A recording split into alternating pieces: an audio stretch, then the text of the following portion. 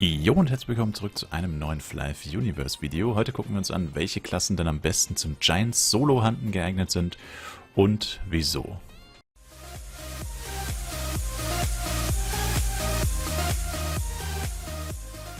Ich möchte noch hinzufügen, das ist meine persönliche Meinung und vor allem dadurch beeinflusst, was ich jetzt tatsächlich auf dem Server gesehen habe. Ja, es gibt ein paar Konstellationen, die habe ich nicht gesehen, deswegen kann ich die vielleicht nicht ganz so gut einschätzen wie die ich gesehen habe.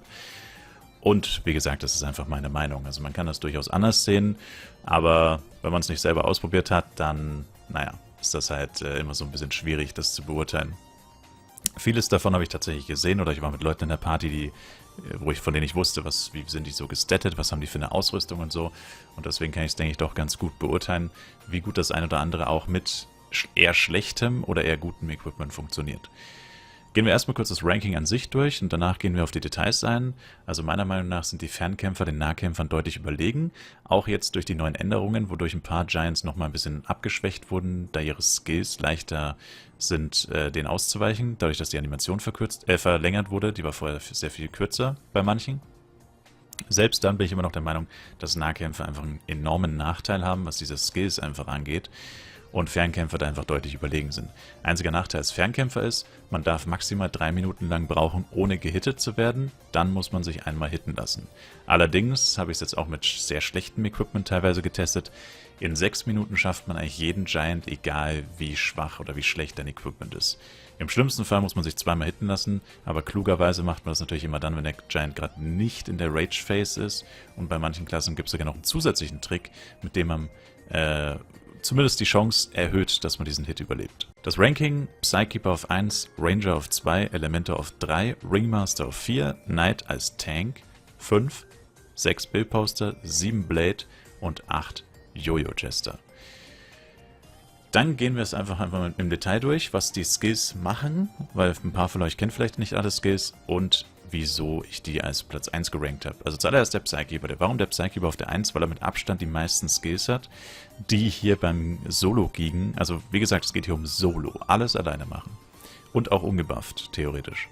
Weil der Faktor durch eigenen FS kann man ausgleichen, aber ich habe es auch oft ungebufft gemacht. Also der Psykeeper kann rooten. Der Psykeeper kann Satan benutzen. Im Endeffekt das gleiche wie Root, nur für Psykeeper Root ist ein Magician Skill.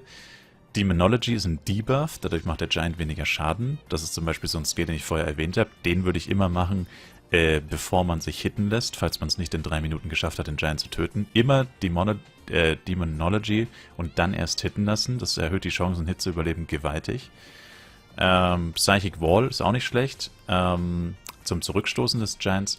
Psychic Bomb hat eine Chance, den Gegner zu stunnen. Und Crucio wäre halt auch noch, ich meine, nicht schlecht, wenn man es aktiv hat, weil wenn man sich schon hitten lässt, dann kriegt man dann auch noch ein bisschen zusätzlichen Schaden durch. Und das ist ein ganz gutes Skillpaket, da ist eigentlich alles dabei, da sind Roots, da sind Stuns, ein Debuff ist dabei, ein Zurückstoßen und sogar Schaden zurückwerfen, also wirklich alles dabei. Das ist einfach das Gesamtpaket, muss man sagen. Und für den Hit and Run halt einfach sehr gut auszuführen. Was ist dafür halt noch wichtig zusätzlich? Natürlich eine höhere Geschwindigkeit ist nicht schlecht, muss man sagen. Und im Endeffekt einfach guten Damage. Also ich würde hier auch auf Full Int gehen, ich würde nicht STA statten. Kommt natürlich darauf an, welche Giants man hunten will. Wenn man jetzt wirklich hohe Giants hunten will, dann sollte man vielleicht dann doch sich überlegen, vielleicht irgendwo im Equipment Stam-Ringe zum Beispiel so reinzubauen, dass man vielleicht noch ein bisschen mehr HP hat oder so. Aber grundsätzlich würde ich das Ganze dann tatsächlich auf Full Damage machen. Und ich habe das sehr oft gesehen, wie Psykeeper mit unter 3000 HP Giants Celiaca zum Beispiel getötet haben. Ist durchaus möglich, erfordert höchstens wahrscheinlich ein bisschen Übung. Dann als nächstes der Ranger. Ich denke, den habe ich zur Genüge demonstriert, wie leicht das mit ihm ist zu Hit and Run. Bei den Giants. Einziges Problem ist halt, vor allem mit schlechterem Equipment, ist es schwierig, die Giants in 3 Minuten zu killen, aber das Problem haben eigentlich alle mit schlechterem Equipment, sage ich mal. Von dem her ist es jetzt kein Nachteil, den nur den Ranger betrifft. Der neue Ice Arrow ist übrigens richtig heftig bei Giants. Ich habe jetzt mal ein bisschen rumprobiert. Ich glaube, er hat so eine ziemlich genau 50% Chance bei Giants. Das heißt, jedes zweite Mal Ice Arrow sollte den Giant normalerweise slowen. Und das allerbeste ist, Ice Arrow hat einen 4 Sekunden Cooldown. Und man kann die Zeit des Debuffs aber erneuern. Also schon bevor der Debuff abläuft, also der ist 10 Sekunden geslowt, der Giant, kann man nach 4 Sekunden, wenn Ice Arrow vom Cooldown zurückkommt, nochmal Ice Arrow benutzen und die 10 Sekunden quasi refreshen, also erneuern, dass er nochmal 10 Sekunden geslowt ist, ohne dass der Slow zwischendurch ausläuft. Richtig cool. Und wenn man sich dann hitten lassen muss, alle 3 Minuten, könnte man extra, wenn man jetzt seinen Ranger auf Solo-Gigen auslegen will, Autoshot maxen den Skill. Der hat dann nämlich eine 12% Wahrscheinlichkeit, dass die Hitrate des Gegners reduziert wird. Und zusätzlich zu der hohen Ausweichrate, der hohen Blockrate und dann noch einer Verringerung der Hitrate des Gegners, ist die Wahrscheinlichkeit, dass ihr bei dem Hit tatsächlich Schaden bekommt, extrem gering. Und selbst wenn ihr Schaden bekommt, könnte es höchstwahrscheinlich ein Block sein. Also die Wahrscheinlichkeit, diesen Hit zu überleben, ist mit Ranger extrem hoch. Man darf sich aber nicht von dem Skill treffen lassen, die Skills one-shotten dich meistens. Dann haben wir Elementor, auch wieder hier Routing ist ein Magician Skill, den kann man durchaus benutzen. Dann Windfield slowt den Gegner, Sandstorm verringert die Hitrate des Gegners, hat sogar eine 80% Probability. Da bin ich mir nicht sicher, ob die auch für Giants gilt, also laut Wiki schon, aber ich weiß nicht, ob da das Wiki noch sehr aktuell ist, was das angeht. Könnte geringer sein, so oder so. Sandstorm benutzen, wenn man es wieder nicht in 3 Minuten schafft, den Giant zu töten. Dann ist die Hitrate des Giants reduziert und damit die Wahrscheinlichkeit, dass man den nächsten Hit überlebt, extrem hoch. Denn übrigens bei diesem Hit, das glaube ich jetzt habe ich noch nicht erwähnt, ist es egal, ob euch der Giant trifft, ob er verfehlt, ob ihr blockt, vollkommen egal. Er muss euch einfach nur einmal gehittet haben. Das ist das Einzige, was zählt, um diesen Timer von den 3 Minuten zu resetten. Stand jetzt. Blizzard stunt den Gegner und Electric Shock verringert die Magieresistenz des Gegners. Electric Shock ist aber von der Range her ein sehr kleiner Skill, also das ist dieser Skill der Non-Target, zumindest in Flive PC, also ich weiß nicht, ob in Flive Universe auch Non-Target ist, wahrscheinlich schon. Der ist ein bisschen gefährlich, den könnte man benutzen, wenn man sich hitten lässt, also wenn man Sandstorm benutzt, sich hitten lässt, dann könnte man kurz Electric Shock benutzen oder so, wenn man eh nah am Giant dran ist. Grundsätzlich würde ich den eher nicht benutzen, weil man eben sehr nah an den Giant ran muss und das einfach ein Risiko ist, dass man dann doch stirbt. Dann Ringmaster haben wir mit Moonbeam, der kann schon im Low-Level gut Hit-and-Run machen bei Giants. Das ist, glaube ich, die erste Klasse, die wirklich richtiges Hit-and-Run effektiv durchziehen kann. Der Damage ist jetzt nicht gigantisch, aber es ist möglich. Ansonsten hat er natürlich noch Stonehand und mit Level 60 Merkaba, Hansel Rusher oder Rusher. Damit ist dann Hit-and-Run für den Ringmaster doppelt gemoppelt, einfach, weil er hat dann 2 Skills, er kann Moonbeam machen, Merkaba und dann halt den Giant immer wieder über die Merkaba-Fläche, wo der Damage over Time sich befindet, drüber lotsen. Dann haben wir den Knight als Tank. Wieso als Tank? Weil ich halt einfach persönlich der Meinung bin, dass wenn der Knight halt zum Beispiel Full SDR ist oder SDR Dex oder was auch immer, also 1v1 Knight, wahrscheinlich einfach nicht genug HP haben wird und man einfach darauf sich verlassen müsste, dass man jedem Skill ausweicht, weil die Skills einen sonst sehr wahrscheinlich töten und mit sehr wahrscheinlich meine ich eigentlich in fast 100% der Fälle, außer ihr seid wesentlich höher als der Giant zum Beispiel vom Level her. Deswegen denke ich, dass Knight nur als Tank wirklich gut ist. Solo Giant Hunter. Sneaker kann man skillen, wenn man mit einer Gruppe farmt. Habe ich jetzt extra nur deswegen dazu geschrieben. Ansonsten ist das Skill eigentlich ziemlich nutzlos, wenn ihr solo seid. Ich meine, ihr könnt den Giant sneaken, bevor er einen Skill ausführt oder einfach immer mal wieder sneaken.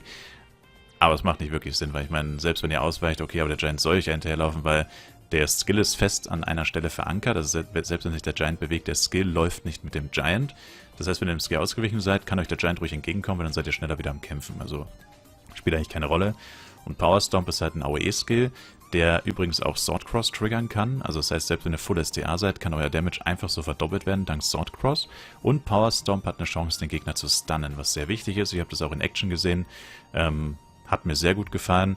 Einziger Nachteil ist halt, selbst als Full Tank, wenn ihr euch ein bisschen übernehmt und der Giant doch ein zu hohes Level habt oder ihr den Skill unterschätzt, könnt ihr unter Umständen trotzdem noch gekillt werden. Also ihr habt zum Beispiel gesehen, wer ein Knight auf Level 76 von einem Giant Carrier Bomb gewone-shottet wurde, wo der Knight 11.400 HP hatte. Das muss man sich immer bewusst sein. Das heißt, man muss halt wirklich gucken, welche Skills überlebe ich 1000%ig, welche Skills könnten vielleicht knapp sein, wo muss ich vielleicht trotzdem noch ausweichen. Aber normalerweise ein Knight, der wirklich auf Tank gebaut ist und vielleicht kein Anfänger-Equipment mehr hat, also vielleicht schon ein bisschen ein paar Set-Teile, HP-Rate-Effekt, ein bisschen leicht geupgradeten Schmuck oder so, der sollte da eigentlich keine großen Probleme haben, vor allem wenn die Giants im Level unter ihm sind oder halt maximal auf dem gleichen Level, dann sollte da kein Problem sein. Dann haben wir Bill Poster, der hat eigentlich nur wirklich 2 Skills, die ihm groß helfen, finde ich persönlich. Stonehand hat aber leider nur eine 4% Wahrscheinlichkeit bei Giants, also alle 25 Hits könnte es getriggert werden, das ist sehr gering die Wahrscheinlichkeit. Und zusätzlich noch Bloodfist, das ist auch wieder ein Debuff, senkt die Attack Speed und Magiebeschleunigung des Ziels und zusätzlich noch Damage over Time, also der Skill ist ziemlich gut zum Gegen. Und ja, die Combo aus beiden ist schon ganz nice, aber Bill Poster hat wieder das gleiche Problem wie alle Nahkämpfer. Wenn er kein Tank ist, dann muss er den Skills wahrscheinlich zwangsläufig ausweichen. Wie gesagt, man kann das mit eventuell Equipment, also mit Stam-Ringen, mit Plug-Earring, eventuell ein bisschen SDA gestattet oder so, kann man das schon hier und da ausgleichen oder Set mit HP-Rate-Effekten und so weiter. Also man kann das ein bisschen vielleicht ausgleichen, aber wie ich es vorher schon gesagt habe, ich meine, ich habe sogar Knights mit über 10.000 HP gewone-shottet gesehen von Skills. Also den Skills müsst ihr, wenn ihr kein Tank seid, sehr, sehr wahrscheinlich ausweichen.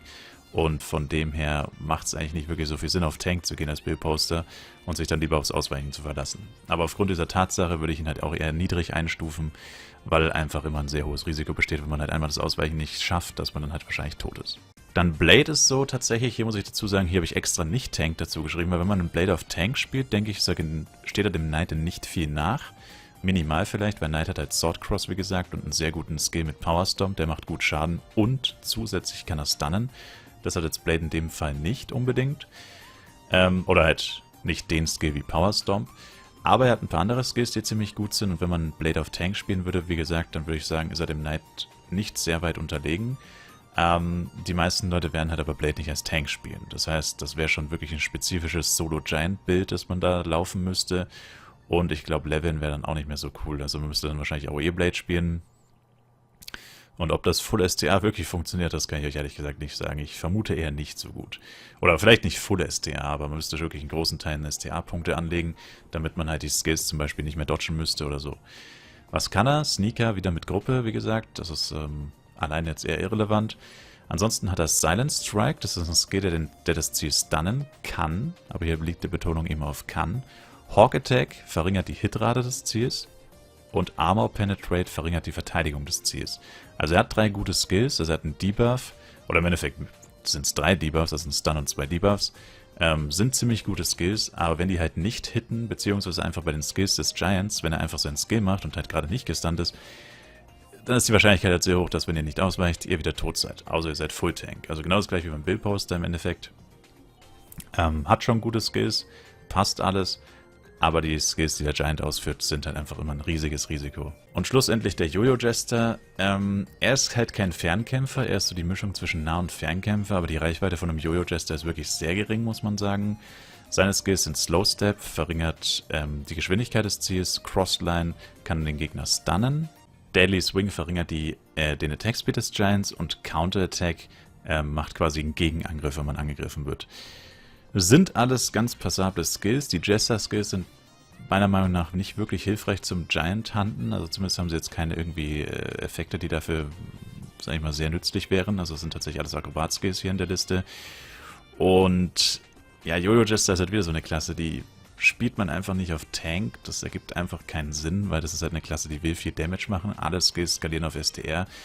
Beziehungsweise die Base-Stats sind entweder SDR oder Dex am besten, also mit Crit-Rate, Hit-Rate, Attack-Speed, whatever, und halt Schaden. Also einfach keine Klasse, die wirklich STA will oder hat, standardmäßig.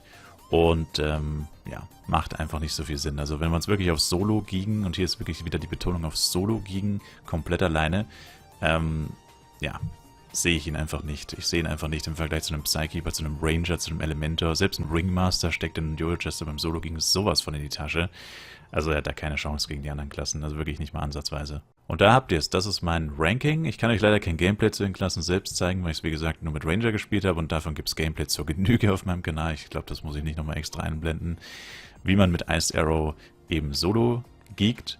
Und ja, also wenn an dem System nichts mehr verändert wird, dann ist wie gesagt meine persönliche Meinung, dass die Fernkämpfer den Nahkämpfern haushoch überlegen sind. Ich denke, das ist auch die weitläufige Meinung der Community. Also man sieht es immer wieder, Ranger OP, Psykeeper OP, Elementor OP, whatever. Also Ringmaster vielleicht wäre es technisch gesehen Nahkämpfer, aber er macht trotzdem Hit and Run. Also ist so eine Mischung. Also eigentlich ist er schon Nahkämpfer, weil er ja, Face-Tankt den Gegner auch nicht. Er läuft auch im Kreis. So ungefähr. Also ja, ist ein bisschen unfair, könnte man sagen. Aber durch diesen 3-Minuten-Timer ist halt wirklich das Zeitfenster strikt vorgegeben. Und dann muss man sich halt schon überlegen, wie überlebe ich diesen Hit. Also mein Tipp, niemals in der Rage-Phase hitten lassen. Also immer warten, bis der Giant gefoodet hat oder weit bevor er in die Rage-Phase kommt, hitten lassen, wenn man weiß, dass man dann nur noch 3 Minuten braucht. Ansonsten halt vorher immer sowas wie Autoshot benutzen bei Ranger, Hitrate verringern oder Sandstorm bei Elementor, Hitrate verringern. Und ja, Das ist es im Endeffekt. Ansonsten haben die Klassen eigentlich alle ganz gute Skills zum Gegen, also vor allem, wenn man sich mit mehreren Klassen, verschiedenen Klassen zusammentut, ist eigentlich perfekt. Und meine persönliche Meinung, die absolute Ultra Giant Party ist eigentlich alle Klassen einmal in der Party und damit auf die Jagd gehen. Macht natürlich nicht so viel Sinn, weil wenn man dann was droppt, müsste man den Drop durch 8 teilen. Das ist wahrscheinlich nicht so rentabel. Aber theoretisch wäre das die perfekte Giant Party. Also man könnte dann quasi, alle Klassen haben ja irgendeine Form von Slow oder Root oder Stun. Also das hat wirklich jede Klasse. Und stell dir mal vor, wenn ein Giant quasi permanent gestunt, geroutet, Hitrate verringert, Doppelt-Hitrate verringert und so weiter. Also wenn du wirklich jede Klasse in der Party hättest, du könntest einen Giant 20 Debuffs draufknallen oder 20 was weiß ich was. Es ist einfach nur brutal. Natürlich gibt es sowas wie den Shades Buff, muss man dazu sagen. Also gegen Knockback zum Beispiel sind Giants immer mal wieder immun für eine Weile und so. Aber mit so vielen verschiedenen Skills läuft immer irgendwas. Also das wäre wirklich die ideale Party. Das würde ich tatsächlich echt gerne mal erleben. Einfach nur zu sehen, wie man einen Giant quasi komplett nutzt oder komplett machtlos machen kann, wenn man wirklich jeden Skill verwenden kann, den es im Spiel gibt. Das würde ich echt gerne mal sehen. Vielleicht können wir das bei Global Release irgendwann mal machen, wenn wir alle auf High Level sind, dass wir mal eine perfekte Geek-Party sozusagen erstellen und dann einen Giant quasi komplett hops nehmen. Aber das ist halt in der Praxis eher unrealistisch und außerdem geht es ja um Solo-Geeken. Und ja, das war meine Meinung dazu. Wie gesagt, ich wurde schon mehrfach danach gefragt. Hier habt ihr es. Ich bedanke mich fürs Zusehen, würde mich selber ein Like, Kommentar, ein Abo von euch freuen und wir sehen uns beim nächsten Mal. Bis dahin, macht's kurz rein und ciao, ciao.